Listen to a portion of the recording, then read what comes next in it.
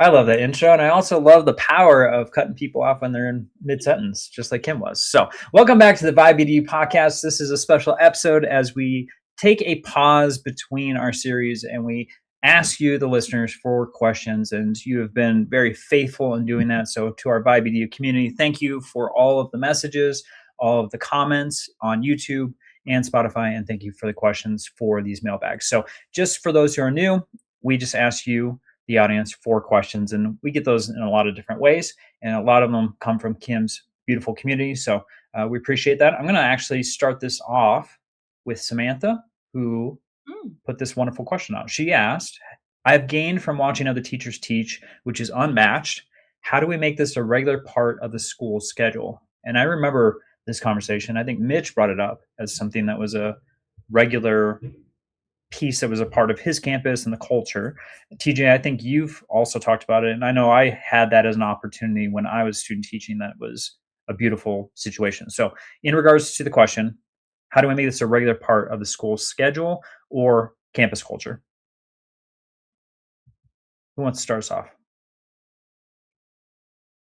If Kim starts talking, I'm just going to put the intro back on. DJ. No, joking. I'll start. I think that the schedule is a great place to try to innovate always for students and teachers. Always trying to get more time for teachers without students so that they have more planning time. And then also when we do that planning time, we give them more planning time, we can repurpose some of that for things like this on occasion. The culture, I would say, is probably the more important place to start because people need to be open to having folks come into their classroom and going in and out of other classrooms. And I think the school leader can do a lot for that by creating systems of accountability that it's just a part of what we do here for people to get used to it and for it really not to be a question whether or not it's going to happen. But if you're a teacher listening, and you can develop a small network of teachers in the school, a lot of times what you can do is provide coverage for one another to go into classrooms. And so you might provide coverage for somebody on your planning period, for them to go see somebody else and vice versa. But there are plenty of ways of doing that. But I would develop a small network of people who are interested in this type of growth activity and start there. Josh, did you want to repeat the question? Because I see in the chat that Mitch has asked for it 2 times. Sorry, I don't really look at the private chat. So Kim, ignoring me. Private chat. It says private on it. I would put it in the public chat too. I was just wanted it to be rephrased. I think it is in the public chat now, my friend. All right. So the question's from Samantha, and she asked, she said, I have gained from watching other teachers teach, which is unmatched. How do we make this a regular part of the school schedule? Mitchell? I mean, TJ summed up. I think actually, Josh, the way you've described the kind of behavior response teams, I think that would be worth rephrasing because it does have to be either you're going on your prep if you have a prep, or there's got to be something set up, but it doesn't necessarily have to be an entire lesson either. 5-10 minutes in someone else's classroom. In particular, for me, like the beginning and end, depending on what you want to see, can be really insightful. But rephrase how you guys set that up as a campus.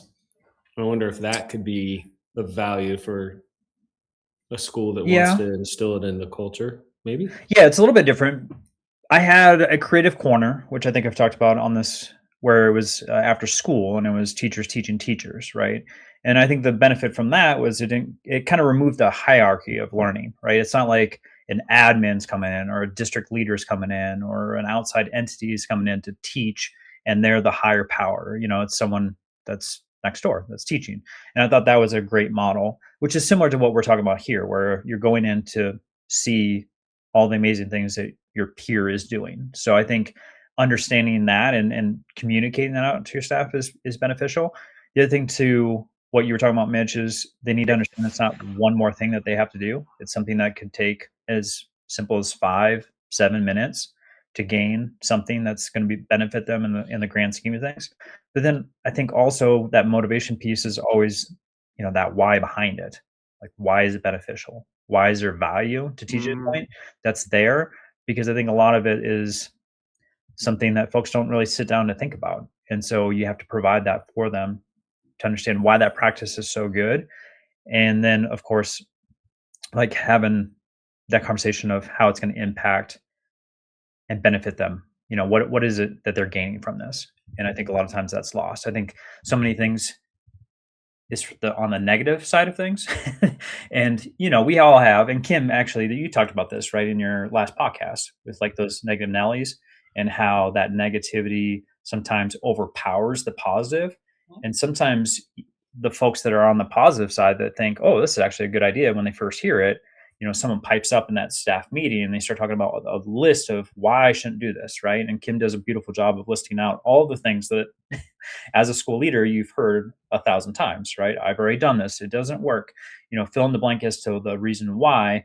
And then that starts to change the thinking of the masses, even though the majority probably started on the positive side. So I think as a school leader, just showing that benefit and the value that's there as to why that 5 to 7 minutes might be a good thing. Mm-hmm. I was thinking, just because I happen to know this Samantha who left this question. Samantha? I was thinking about her school in particular, and I was also thinking about another elementary school we went and visited recently, where those visits are the culture. And Samantha's school could easily do this, where it's like every single Tuesday, this cohort, and it's like a kindergarten teacher, first grade teacher, second, third, fourth, fifth, whatever it is, they all get together during whatever this time period is. They have, though, intervention teachers come in, right? So you have to have that many bodies to come in to release those teachers, and they get to go in and observe.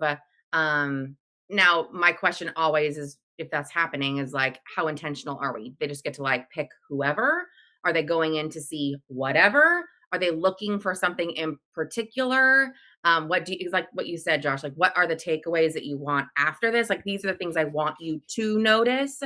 And then I also was thinking, so we just came back from Santa Fe, and during like an hour and a half during one of our days, I separated teachers, not necessarily based on grade level, but just on like mindset and where they're at in their practice.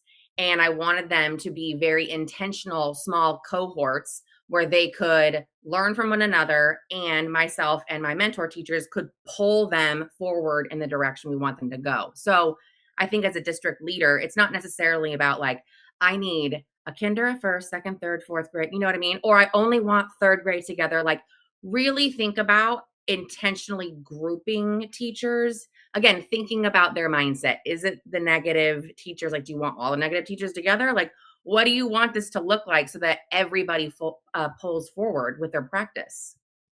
We also used to, sorry, TJ. I was just going to say, I'll give you one more like real world example from when I was a middle school principal, to Kim's point about intentionality. Mm-hmm. The teachers, we set it up that the teachers would do 2 visits per marking period.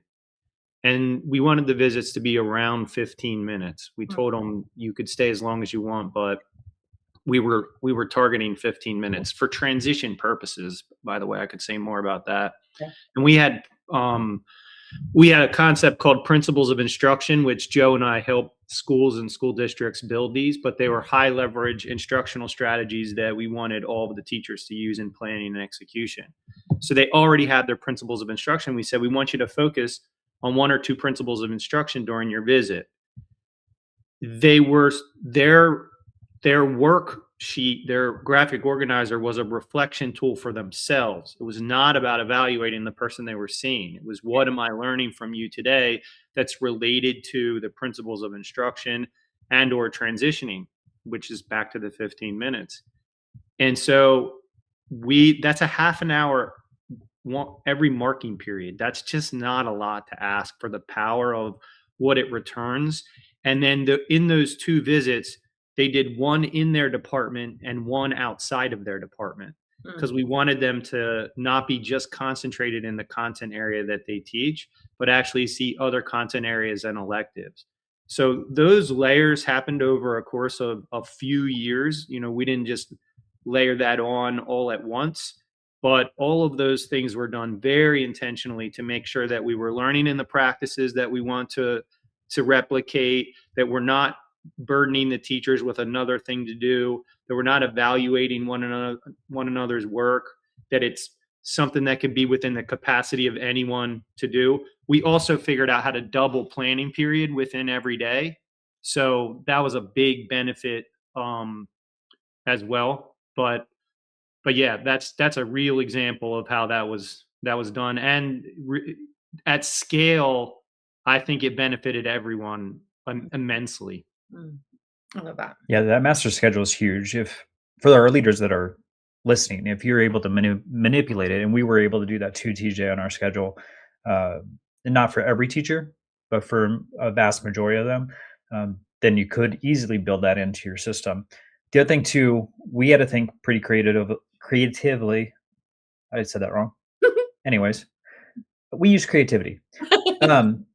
So we would actually invite teachers, and we had so many slots, and we would take them off campus, and we would actually go to other districts. That's great. And some were, in Fort Worth, and some were an all boys school, some were like, we were private school, like charter school. We tried to mix it up and show different systems, because we wanted to make sure that we weren't just pigeonholing ourselves, right?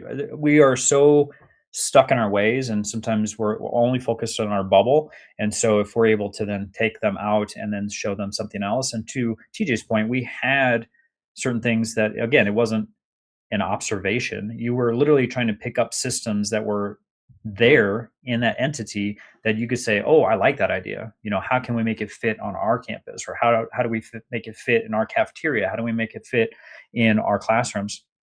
And that was kind of the mindset every time. And so we mixed it up. So it wasn't the same teachers going to every single campus, but then we brought it back so that all the folks, all of their notes, all the systems, all the things that they liked, we came together with everybody that went on these visits, so that we kind of had to brainstorm, what did you see? Explain the situation. What was the system? How can it be implemented on our campus? And then it was more of a think tank of things that we were essentially grabbing and stealing from other places. Mm-hmm. I was just thinking about the VIBE Edu fellowship, and how these teachers, these 6 California teachers, are going to get to go into, like, across into another school district and be able to see, right, things happening. And I just this is the way to pull people forward. This is how to do it. And again, we've chosen these teachers very intentionally, because we know what they're doing, and I know what I want teachers to walk away from to implement, because I've been in all their classrooms. And I think that's the best part about it too, is giving them the experiences, traveling across the pond to get to pull them forward and give them what they need. It's so cool. We get to do that, you guys. How cool is that? We do. And if you're thinking we don't have release time to do stuff like that, and you're thinking about the reality of and constraints in your own system, something like the schedule, like I'm working with a school district right now on changing their high school schedule. You could go get 10 schedules off the internet, different schedules at the elementary, middle, or high school level, and do an analysis at a faculty meeting just to say, what do we like and dislike about these 10 schedules that are totally different than the one that we're running, and make some changes to benefit students and teachers. Mm-hmm. I was even thinking you can use like ChatGPT and say, hey, I've got X amount of extra bodies that could come in and release teachers using this schedule screenshot and this schedule screenshot that our team likes the best. How can we? I mean, that is such an easy thing that you could easily snap your fingers and have done. Yeah, and Perplexity would be good at finding the schedules from the other schools. To the point I was just making, it does a really good job with research. I'm sure you could tell it to find 10 local high schools or 10 local elementary schools and determine what their schedule is based on the research that it does. I love that. Then analyze it. you're going to find somebody else has a way worse schedule than you do, but you're also going to find some schedules that your teachers are going to envy that are really good for kids that maybe you weren't thinking about. And those schedules would be the place to start in terms of how can we use this time for teachers to visit other teachers' classrooms. Right. And I'll just say, for the teachers on the call, this is all getting quite elaborate, this discussion, which is great. And hopefully there's a lot of takeaways. But even if it's just you getting into your colleagues' classes, if you're in an elementary setting and a principal or somebody's got to come in for 5, 10, 15 minutes and watch your kids so you can get over at a specific time because you've heard this teacher does this thing really well, or you're struggling with this thing and you hear that this teacher, just go. It doesn't have to be super formal either. And it's just good to see other people. And then we should flip the conversation too, invite people into your room. Like, check this thing I'm doing. I think it's going to go well. Come and see it. Or I keep struggling right here. I need some other eyeballs. Will you just, that's the culture piece where we're learning, not to take away from what we're saying, but even if you're just listening in, just try it this week. Just go into someone else's class and let us know what you think. Love that. Maybe ask permission too before you jump in there, just in case you get a negative reaction. All right, should we jump into the second question for the mailbag episode? Yes. All right, I'm gonna for Mitchell. Oh, now I have to read that. I know. How do we encourage parents to be involved in their child's education? It feels like more and more families are hands-off when it comes to school. I think we touched on this in one of the episodes. You throwing that to me? Well, no, I'm just throwing it to anyone. I have a really good one. This happened just in Santa Fe, and we were talking about a parenting piece. And one of the teachers was like, well, I love this. Ready? I have a running Google Doc of all of my I think it's either weekly emails or monthly emails, right? And you do you, depending on who you are and what you teach and all the things. But she's a running doc of all of the emails that she's ever sent to families. And she always links like the conversations that they're having, always like social emotional learning based in there. And what we were talking about was, okay, I'm a parent and I'm getting this email and it's amazing, right? I mean, she can even look back at like former years and go, in April, what was I talking about with parents, right? What were the strategies I was giving them in these newsletters? It's really cool. But I was like, how can a busy parent who is maybe hands off and doesn't want to read the whole entire email, what can we do to support them? And what she had said, like she had given me the greatest phrase, and it was just something that she had used with her son, a high schooler. And I was like, like your fourth grade parents, they want to hear it just like that. And that took 30 seconds. And so what we talked about was just do a short little recording of you on your phone. And you can link that, like click here to listen to me. Let me give you an example. And it's not a formal thing. And it's not even a 3-minute thing. It's a 30-second thing so they can grasp and they can use. I also pushed this teacher into thinking about, and I'm sure she's listening to going, oh, shoot, now I really got to do this because Kim's talking about it on VIBE Edu podcast. But I pushed her into thinking, you have families who are opening up your emails. You have families who are coming into your classroom for open house. And how can you connect them even more to one another? And what she's planning on doing is hosting, I said, a 30-minute Zoom where she can link it and they can join at like 4 p.m., right? And she's intentionally going to say in this invitation email, I know that you're driving your kids to soccer during that time. I know that you're probably just getting off of work. Like the empathy piece, the understanding, but say, hey, all of those emails that you've been reading, all of those short little 30-second videos that you've been watching, I'm going to give you 3 things either. And I told her 3 systems, 3 phrases, 3 something. That's it. And not like one of each, but 3 of the same, right? That they can take and easily do, like while they're in the car, things that they can say while they're on the drive home. And so that is a way to bring families in, very, very intentionally. And again, I'm gonna push those teachers who have already kind of dabbled in those things just to make it even better. So that was a real conversation we literally had 2 days ago. I like the 3 things. I mean, I think that's super important. I one time was in a position where I evaluated the principal's newsletters, and some of the feedback that I would give them to their parents' newsletters, that is you're repeating yourself over and over and over again, or there's this static thing in here. And what it does is it just makes it unimportant. Either drop it to the bottom or drop it off. It needs to be timely to what's happening in the school or in the classroom right now. And I would say even be careful with stuff that's 3, 4, 5 weeks out. People are not responding to that. So it needs to be critical. I like to limit it to 3. I also will say this, and I said it before on the show in a similar question, or I forget what we were talking about, but be careful what you wish for, or define it a little bit further. Because I have worked in schools where we had to limit parent involvement. There were too many parents who wanted to come into the school. It would have been a mess having that many people there every day. And some people wanted to get in the business of other people, and that's why they wanted to come down to the school. I've also worked in communities where the people weren't prepared to come to a school every day, or they had jobs that would prevent them from being involved in a school. They worked at night, for example. A lot of parents in some of the communities worked 2 jobs just to hold it together. I would say, so define what you mean by parent involvement, because typically when we work with educators, what they're really saying is we want the kids to come to school prepared to learn, and we want them to go home to an environment that's going to accept what happened during the day. And then turn that around into a kid who's ready to come back to school the next day.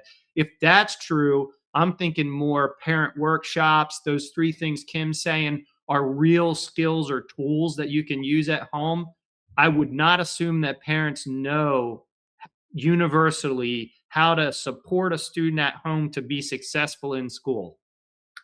That's what I think we would want to focus on. How can we teach our parents to support students at home so that they can be successful in school? That makes for a more successful learning environment for the teacher and the school. That would be my focus more than involvement, meaning we want you down here at the dance or at the copy machine. Yeah, what does involved mean? Because I think that word looks a lot different to different folks too. Like to TJ's point, I had a community when I first started teaching. We had a parent in the copy room every single day, multiple people, and we had multiple folks that, when I started my mentorship program, I had 30 parents sign up on day 1. I know that's not every school, but to TJ's point, like if you want involvement, there's some communities where they're there if you ask them or not. They're ready to jump in. But then to TJ's point too, I have had communities where there were parents. They were working 3 jobs just to survive. They rarely saw their kids. And it was really hard to get a hold of them. And when I did, they were supportive. They were trying to be involved as much as they could, but they only had so much bandwidth. And so as an administrator, as an educator, I just had to understand that's the community that I'm working in, So would they like to be involved? Probably, but they're not able to. And so I got to accept that. So the other thing too, I think, is I had a yearbook teacher. She was noticing some of the nasty stuff that was going on social media, as far as the comments and some of the misperceptions that were occurring. And I don't know if I said on the show, but she came to us as admin and was like, "Hey, I'm going to take this on. I have a plan, and I'm going to survey the parents. I'm going to figure out where they like to get their information. And then I'm going to use that platform, and I'm going to post every single day about something positive that's happening in our school." And we're like, "Okay, that sounds cool." So she did. She surveyed the parents and found out that Facebook, of all places, was where most of the parents lived and would like to have their information. And so every day she would take photos, videos, interview kids. She had all kinds of stuff. She posted for 100 days straight from the day that she came to us. It started the day after, and she did 100 straight days.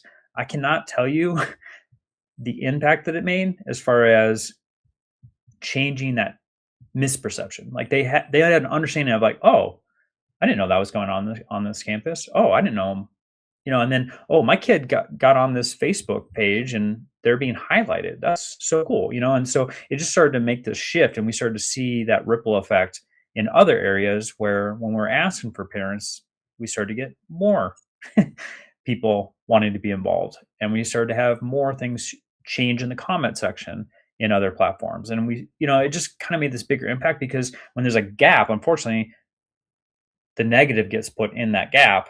And so we were trying to fill that as far as this is really what's going on. And there's amazing things going on in this campus that most of you really don't understand. Yeah, it's worth pointing out the difference between engagement and outbound communication. Just messaging families doesn't equal engagement, but that messaging is important, and it's worth scheduling, like literally like habituating positive feedback going home, because there may be most likely a time when there may be something that may not be deemed as positive. And I don't mean that means it's negative, but a kid's struggling, maybe something happened, whatever, right? And it'd be worth noting, like just like I said, making that a routine. Couple kids a day, you're going to send something you saw.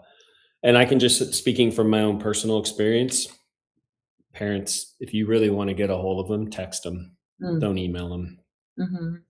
I mean, I just, even if one of my kids' teachers texted me, it'd be like, oh, right, have that routine. Not necessarily easy if you don't, I don't know, have their information, but so often the school official communications are god awful long behind some login, typically. Like, it's, if you really want to just communicate, that's been my experience, texting. But not to say that you have to do that either. Some people don't want to, if you're using your personal device or something like that. But well, more to TJ's point, it's copied and pasted typically.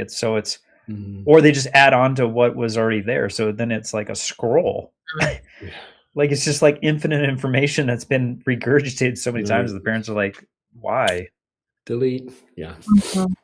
Yeah, the parents who read it already, and the parents who didn't read it aren't gonna. And so adding that stuff on top of it, just stacking that stuff is pointless. I would try some schools, their system, and I know we're talking to probably not that many here, but some affluent schools or school systems that have figured this out have systems where the phone in the office can also text, or your computer can send a text message to a family, or at least a message that says that you have an email to go check, and they see it in their text. But I would analyze open rates too, because if you're week after week sending an email through a system, that is, and your open rate is like 20%, right?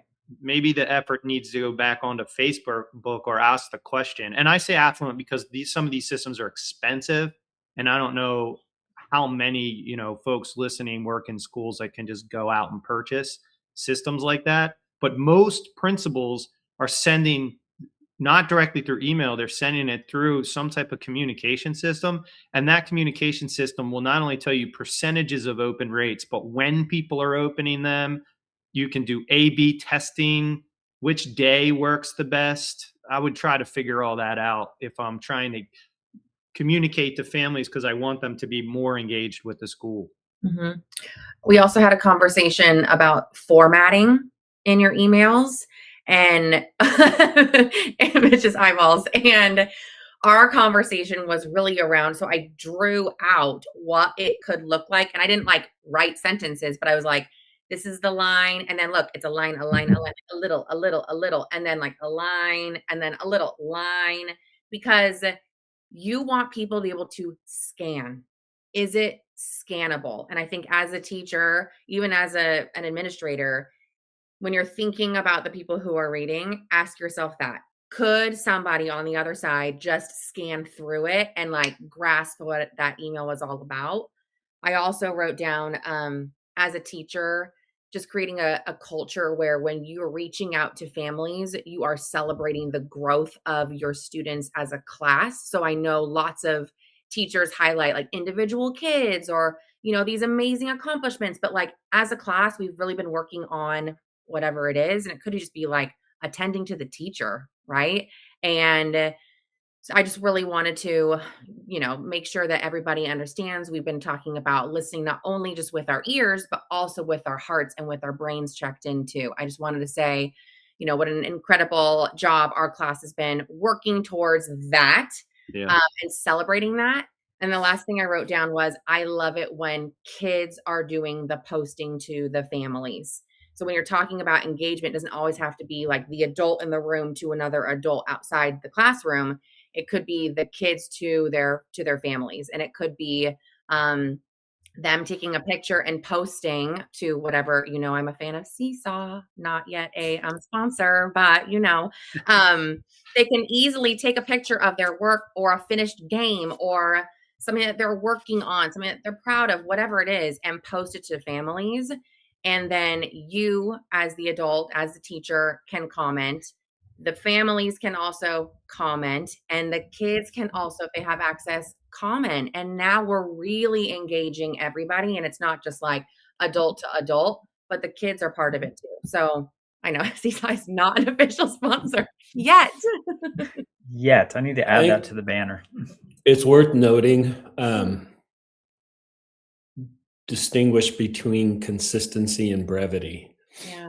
Right? Consistency is king when it's engaging families, but so is brevity, because you want them, let's say it is an email, you want it to be like, oh, I'm going to open Mrs. Gamaros's email because I know I can read it in like 15 seconds. Right. As opposed to, we all have those people in our lives where you're like, oh boy, TJ wrote me an email. I'm going to have to wait until I'm motivated enough to dive into this thing.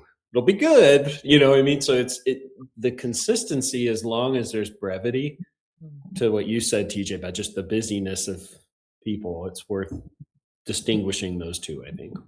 That's beautiful. I just want to highlight too, and TJ and I have talked about this before, but we also can't assume that the experiences that parents have had in the past have been positive. And so, again, behavior is a language. So if they're not involved, there might be a reason underneath that behavior as to why. And so if they have had a negative experience either as a student or a parent of a student, then you might want to break down those barriers and seek to be creative on how you're going to communicate, how you're going to get in front of them, how you're going to get them on the campus. I mean, all of these things need to be addressed, because I would say the vast majority of my experience is that they don't like to be in the front office. They don't like to be in the school. They don't like just being around education as a whole because they're intimidated, or they've had a trauma experience in the past, or they're a poor student, fill in the blank. And so we got to make sure that they're comfortable being involved with the school. Mm-hmm. And for the listeners who are also big readers, I have a book for you. It's called What Happened to You. That is a really, really good book. I literally got my hands on it, and now I get my own copies being sent to me. I literally just got an email saying your Amazon has been sent. I was like, there it is. It's coming. But that would be a great book for you to dive into to kind of understand exactly that, Josh, exactly your point. All right. I'm going to celebrate something that Kim has teased out, but hasn't exactly given a date to. So, Kim, what is happening May 1st? That's so exciting. You guys, I just sent out the email to at least my email list of about 3,000. And I can't wait for you guys to send it out to your email list as well. And we're going to start posting on social media. But everybody gets to officially start purchasing their tickets to VIBE Edu on May 1st. So it's now, we talked about this before. There's two different options. You have your evening option, general admission ticket, and you also have your 2-day option. So you have your evening on July 31st, and then you also have a continuation on August 1st, live podcast taping with all the 4 of us. And then we'll do some intimate coaching. You get a beautiful plated lunch during the afternoon as well. And we can't wait to pour into you. So May 1st, mark your calendars. You get first dibs if you're listening, if you're on our email list, to grab your tickets. That's awesome. Yes, we will definitely be pushing this out in various formats. So similar to what we were talking about with the school, we're going to do the same thing to make sure that folks understand that this is live May 1st and that you should be at this event, not only to see the 4 of us, but just the passionate and amazing educators that will be in attendance also. We have fantastic speakers coming from all over. And yeah, I'm so excited because it's just going to grow beyond what we saw last year. And last year was incredible. Now, I will say this year's going to be a step above because TJ Very will be in the house also. It's pretty exciting. Not going to lie. He's going to be grounding. He's going to be grounding with his shoes off during his session. I'm going to bring my grounding mat for this. Awesome. Well, I wanted to thank everyone for those questions. Continue to send those in for the VIBE Edu mailbag. You can put it in the comment section in YouTube or on Spotify. If you want to reach out via our websites, all of our websites have contact forms that you can fill out or DM us in social media. We'll take those questions and, of course, answer them in the next mailbag after our next series, which we need to plan and figure out what we're going to do. So that'll be a surprise to all of us as we are going to dive into a new topic here very, very soon.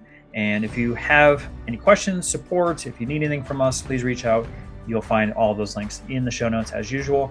If you're a consistent listener of the podcast, we'd love for you to also rate and review. We would love those positive comments and feedback in the various platforms. So make sure you do that. And we can't wait to see you again next week.